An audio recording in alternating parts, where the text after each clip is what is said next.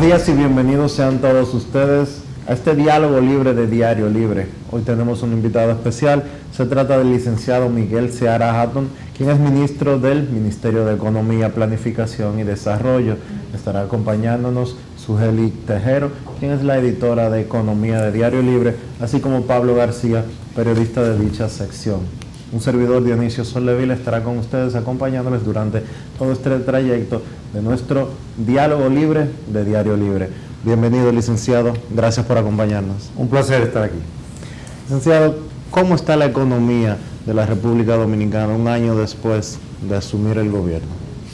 Mire, yo creo que para entender cómo está la situación económica del país hay que entender la magnitud de lo que se atravesó. Hay unos números que ya hemos calculado, el costo de las pérdidas y los gastos adicionales que tuvo que hacerse en el año 2020. Para que tengan una idea, en el año 2020 los efectos totales de la pandemia fue 18.459 millones de dólares, de los cuales hay 14.827, que es el 80%, que son pérdidas, y 3.631 millones de costos adicionales y otros gastos, y eso es el 20%. O sea, esa es la magnitud de la situación.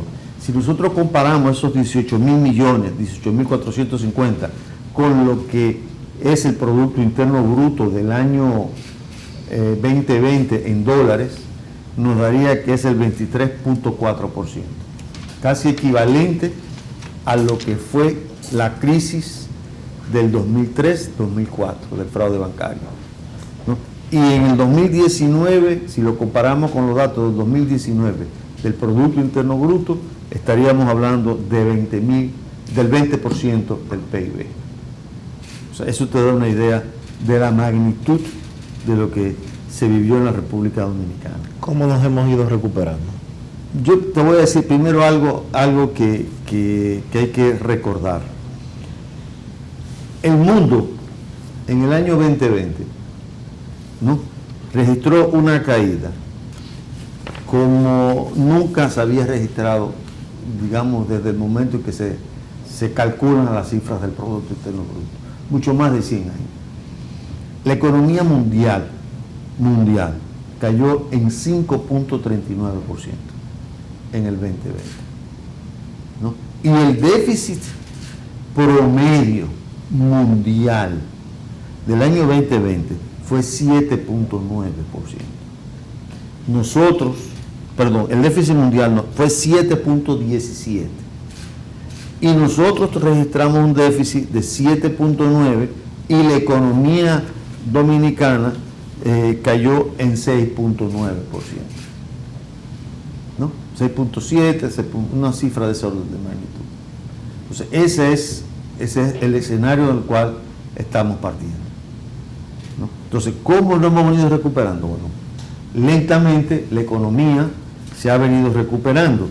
Si uno analiza lo que ha pasado con el índice mensual de actividad económica, uno observa que cuando uno compara mes a mes, ¿no?, todavía en el mes de enero del año 2021 teníamos un crecimiento negativo, ¿no?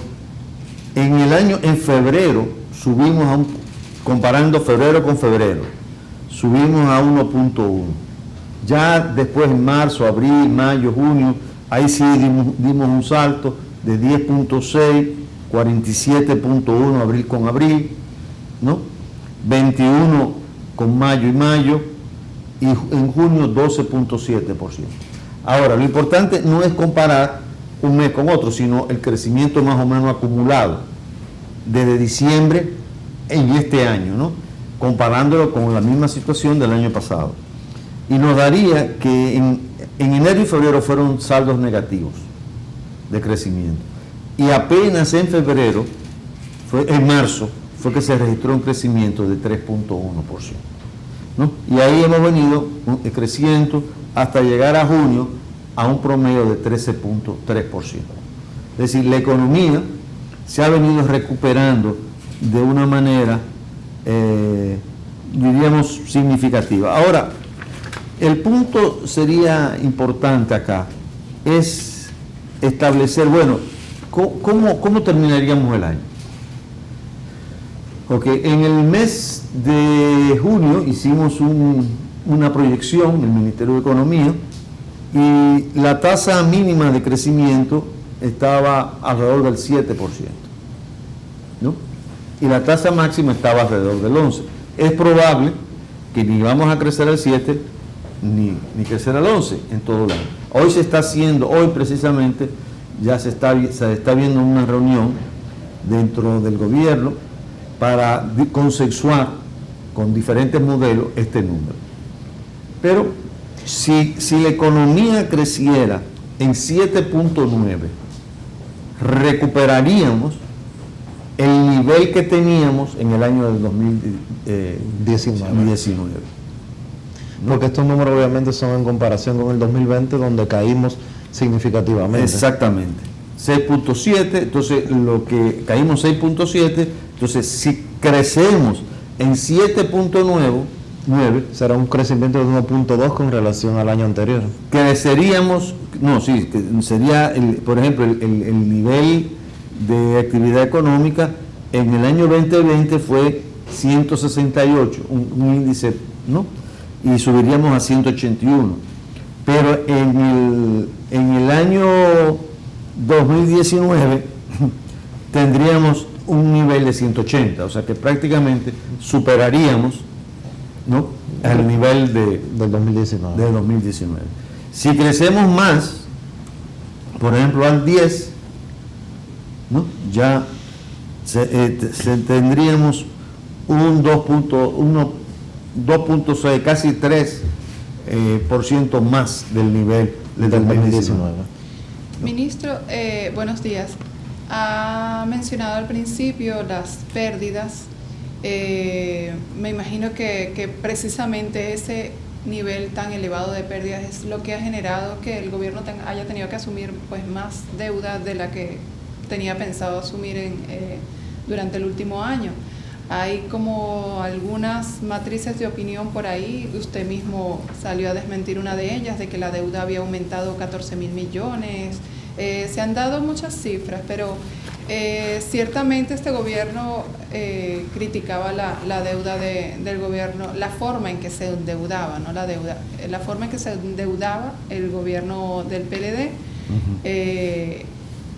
Si nos puede explicar desde la visión del gobierno, ¿por qué ha sido necesario el endeudamiento? Para que la gente lo entienda. Y la cifra que realmente ha aumentado la deuda pública del sector público no financiero. Ok, vamos con la cifra primero y luego.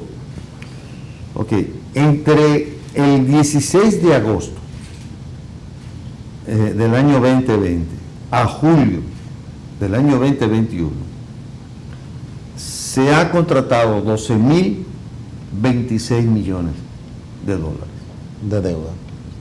Eso fue, si yo voy al registro del Congreso y digo, mira, dime cuánto se ha aprobado. Ahora, eso no es el número, porque es un neto.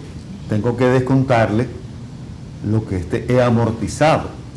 Entonces, ¿cuánto se ha amortizado en ese periodo? 4.767 millones. Y eso me da una deuda neta contratada de 7.259 millones. ¿Por qué se estaba barajando el número de 14.000 millones? No sé por qué se estaba barajando el número de 14.000. Lo que sí te puedo decir el de 12.000 es lo único que tiene explicación, que fue ir al Congreso y registrar y tomar la cifra para el sector público no financiero, ¿no?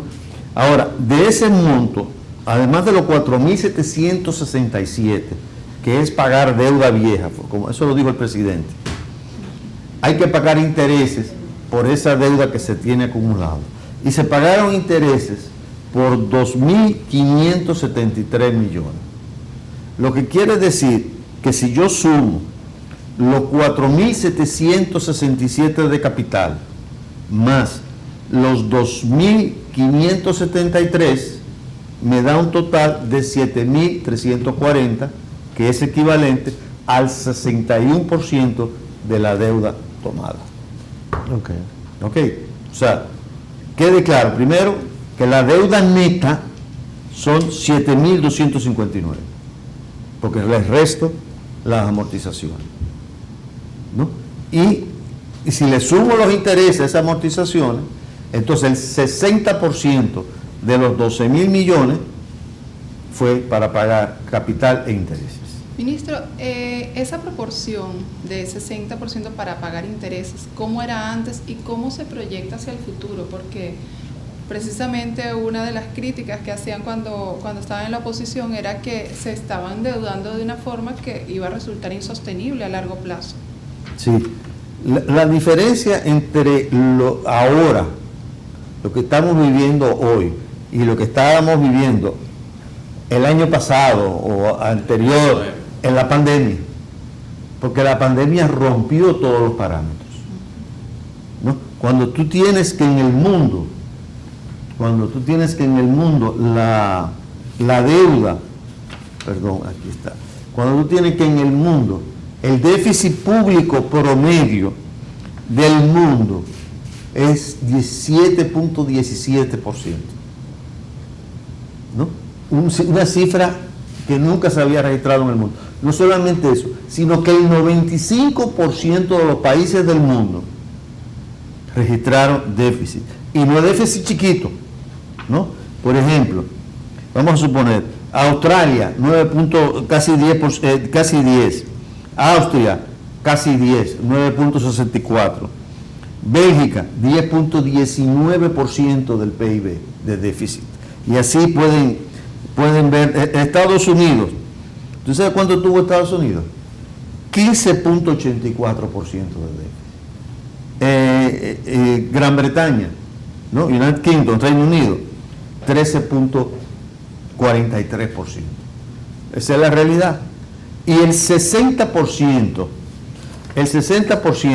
de los países del mundo, la línea negra es el año 2020, el 68% tenían un déficit mayor al 5% del PIB.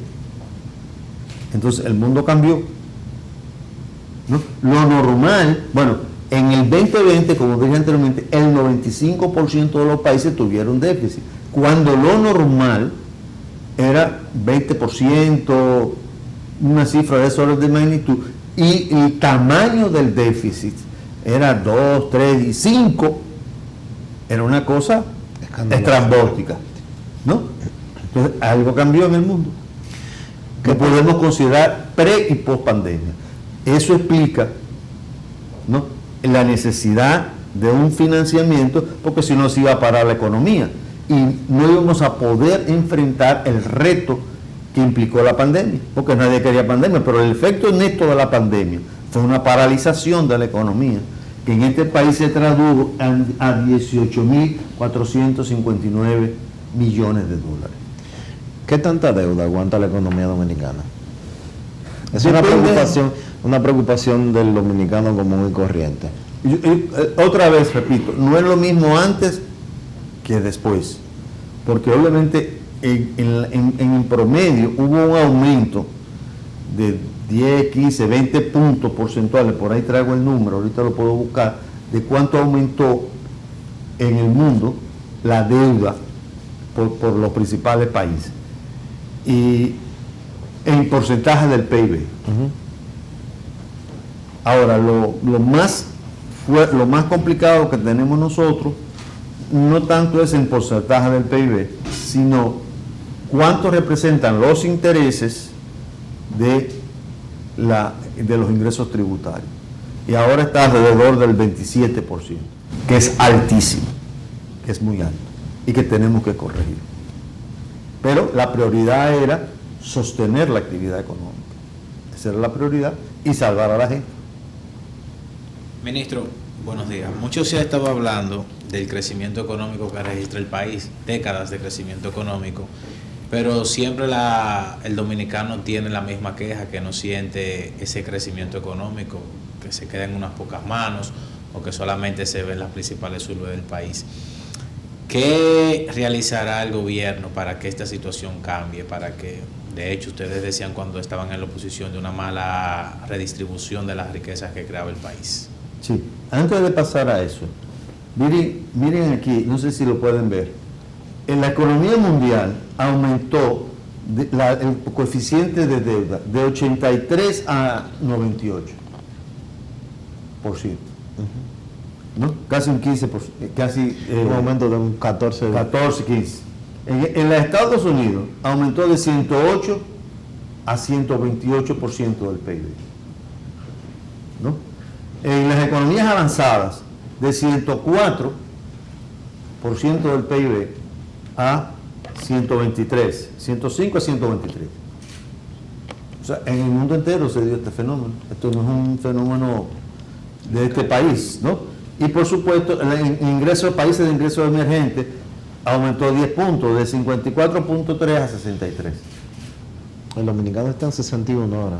En Dominicana está en 67% del PIB de un salto. Ok, entonces eso te da una idea. Con relación a mejorar la calidad de vida, estamos totalmente de acuerdo. Es una prioridad del gobierno mejorar la calidad de vida. Por eso se está trabajando primero en mejorar todas las propuestas, y por eso se está trabajando en mejorar todo el sistema educativo, mejorar la salud, mejorar el transporte. Hubo un aumento del salario en el país. No es suficiente, porque nosotros teníamos una serie de planes que tuvieron que quedarse en el tintero esperando salir de la crisis. El objetivo no lo cambiamos, el objetivo siempre fue mejorar calidad de vida, pero ahora había que hacerlo en el contexto de la pandemia y esa era la prioridad. Y por lo tanto hubo que dedicar casi 200 mil millones de pesos a medicina, hospitales, a la vacuna, a todo lo que tenía que ver con el COVID para poder sobrevivir. Y hubo que darle un apoyo a una parte importante de la población a través de subsidios, de fondos que se le, o sea, supérate, Asistencia social. asistencia, para que la gente pudiera sobrevivir. Entonces, estamos haciendo un esfuerzo de mejorar la calidad del gasto, pero, por ejemplo, se le ha subido el salario a los médicos, a las enfermeras, quizás no todo lo que se merece, pero se está haciendo, a la policía, se está aumentando el gasto de salud. Claro, una parte importante lo está absorbiendo la pandemia, ¿no? Pero ese es el objetivo número uno del gobierno dominicano, mejorar la calidad de vida de la gente. Me gustaría preguntarle sobre el discurso del expresidente Leonel. Hubo una buena parte de su discurso que se enfocó en el tema económico. ¿Qué respuesta le daría al expresidente? Tú sabes que, no me creen, pero no he podido verlo con tranquilidad, porque el día que habló, yo empecé a trabajar a las 6 y terminamos como a las 9:30 de la noche, y cuando yo llegué a mi casa, no lo vi. Al día siguiente fue ayer, tuve muchas cosas y lo voy a hacer, pero no he tenido el tiempo. Pero cualquier pregunta de los temas que él trató y que ustedes quieran, alguna duda, pues con mucho gusto podemos aclarar. El expresidente afirma que algunos de los números de crecimiento están inflados.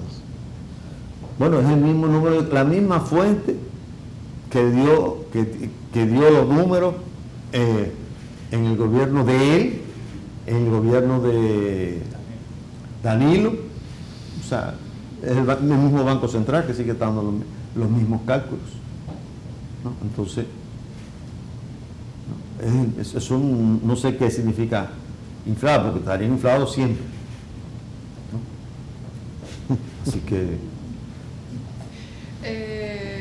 Sobre otro tema, que ustedes han hecho bastante esfuerzo desde el punto de vista institucional y también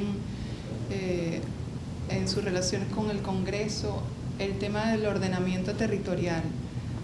Parece que hay una pared ahí que... No. ¿No? De los 90 artículos, creo que ya se han revisado entre 60 o 70.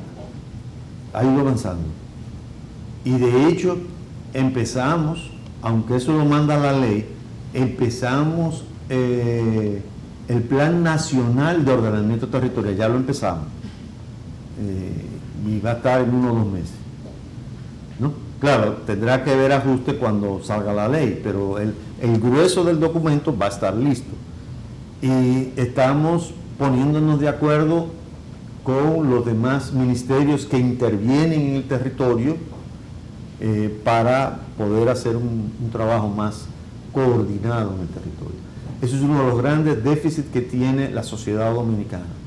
Estamos preparándonos técnicamente, intercomunicando las bases de datos. Aquí hay como 50 instituciones públicas que generan cartografía, ¿no? El órgano rector es el Instituto Geográfico Nacional, ese es que está adscrito al Ministerio de Economía, para que se pueda un poco organizar toda la información que hay en esa materia. Eso ha evolucionado desde un punto de vista tecnológico increíblemente. Yo que siempre he sido estudioso de mapas, es increíble cómo ha cambiado la tecnología, fascinante, ¿no? O sea que en ese sentido se ha ido avanzando, ¿Y ¿no? cuándo podríamos ver esa operatividad? Hace falta la ley, claro, pero... Mira, tan pronto, obviamente no podemos sacar un documento sin que esté la ley. Yo creo que tan pronto como salga la ley, es una bicameral, eso significa que va a correr más rápido en el momento de la votación. O sea que yo calculo un mes ahora porque sigue el proceso, ¿no? ¿Y qué contiene ese plan, ministro? El documento. El plan lo que hace son establecer los lineamientos generales de cómo debe ser el ordenamiento territorial, tanto en los lineamientos de política como los lineamientos para las regiones del país. Uno también de los temas que se está avanzando es el tema de las regiones únicas de planificación. Resulta que en República Dominicana tenemos más de 23 o 24 regionalizaciones diferentes y cada ministerio tiene su propia regionalización. Entonces, ¿qué ocurre? Que cuando tú vas al territorio, ¿no? Bueno, a un ministerio tiene un pedazo en un sitio y otro pedazo en otro sitio. Pero hay otro ministerio que tiene otro pedazo, el mismo pedazo, pero está en otro sitio. Entonces, por ejemplo, si hicimos un ejercicio de poner en un mismo plano 5 regionales y salían 50 territorios. O sea, no se puede intervenir. De las mismas 5. De las mismas 5, sí, educación, salud, la del INDRI, y no me acuerdo, 2 más, ¿no? Por ejemplo, salud tiene 8 regionales, salud tiene 17, salud tiene 8 y educación tiene 17, ¿no? Entonces, es muy difícil. En el mismo territorio. En el mismo territorio. Exactamente. Entonces, ¿qué ocurre? Eso determina que hay una lectura tubular, porque el Ministerio de Educación mira educación, o salud mira salud, pero resulta que educación está vinculada con salud y salud con educación, ¿no? Y eso está vinculado a obras públicas y a seguridad. Entonces todo está vinculado, ¿no? Y obviamente ese ministerio que ve tubularmente no tiene posibilidades de capilarizar la información. Entonces un esfuerzo que estamos haciendo es sentando en el territorio a los diferentes ministerios, pero obviamente tenemos este tranque, que es que cada ministerio tiene regionales diferentes. Entonces ese tranque hay que resolver. Eso es un nudo. Y además, ya hoy hay 31, de los 31 provincias, ¿no? Ya tienen consejos de desarrollo provinciales, que es un factor fundamental. Entonces, ustedes saben que hay 398 entidades municipales, entre municipios, que son 150 y pico, y distritos municipales. Entonces, no hay forma físicamente de que podamos interactuar con los 398, porque el año no nos daría, aunque lo intentemos visitar a todos, Sí. no nos da. Entonces, lo que estamos haciendo es fortalecer la articulación en el Consejo de Desarrollo Provincial. Y ahí ese es un espacio en donde tratamos de levantar las necesidades de las instituciones a partir de, o sea, de qué quiere esa provincia de obra pública, qué quiere esa provincia de salud, qué quiere esa provincia de economía, qué quiere esa provincia de qué sé yo, de lo que sea, ¿no? Entonces es a través de ese Consejo de Desarrollo Provincial. Los Consejos de Desarrollo Provincial es un espacio de coordinación, ¿no? Y hay tensiones, obviamente, porque legalmente lo debe dirigir la gobernadora de cada provincia. Hemos creado un cuerpo adicional, que es un cuerpo técnico, que un poco ayude a establecer, a medir, a poder manejarse con las demandas y con las cosas más técnicas de ese proceso. Eso ha sido digamos, algo que se ha avanzado bastante en este momento. Y están empoderadas. Se ha hablado mucho de posibilidades de reforma fiscal. ¿Qué tanto se tiene que modificar la economía dominicana, adaptar la economía dominicana para lograr el crecimiento que nosotros estamos buscando como nación?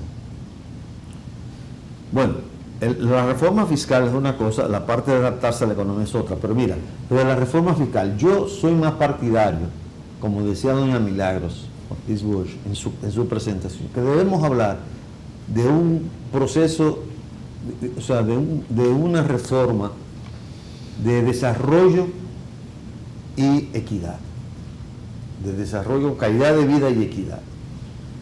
¿Por qué? Porque en una reforma de esta naturaleza, lo que nosotros tenemos que decidir es en qué vamos a gastar y llegar a una serie de acuerdos.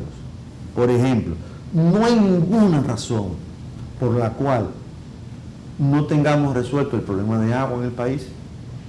Si la economía había crecido en un 5% históricamente desde el año de 1950, ¿cómo es posible que llegamos al 2021 y solamente el 20% de los inodores está conectado al alcantarillado público? El otro 80% son soluciones individuales. Eso es una locura, eso es inadmisible. Que el 54% de los hogares, solamente el 54% tiene agua dentro de la casa. Eso es inadmisible.